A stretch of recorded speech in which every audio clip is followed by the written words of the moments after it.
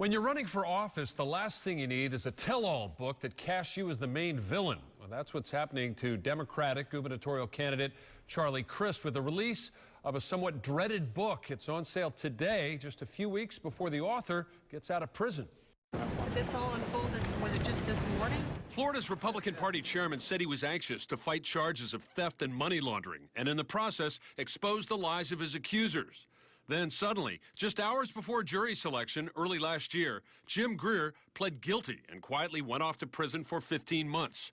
Some suspected Greer was paid off, but Peter Gollenbach says he knows why Greer made that plea deal. He's got 3 young children, and he didn't want to roll the dice. That's one of the many revelations in The Chairman, the rise and betrayal of Jim Greer.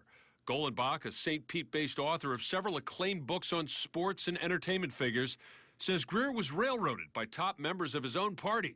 The chief betrayer in the title being then Governor Charlie Crist, who appointed Greer as chairman. What is Charlie Crist going to have to answer to?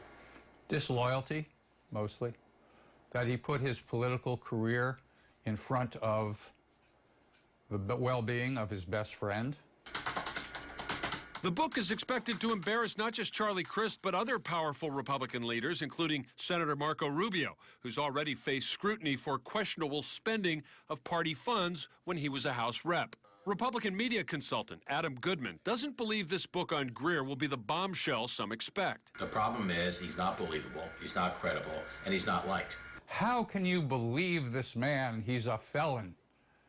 Well, he's a felon because they made him a felon. Jim Greer will be released from custody next month, and if you think he might be backing Crist's opponent, Governor Rick Scott, Goldenbach has a surprise twist. Jim Greer makes it very clear that despite everything that happened to him with respect to Charlie Crist, he still believes that Crist is the better candidate. Well, I contacted Charlie Crist for comment. I have not heard back yet. Jim Greer, once a millionaire, is finishing out his sentence in a halfway house, working as a furniture salesman during the day.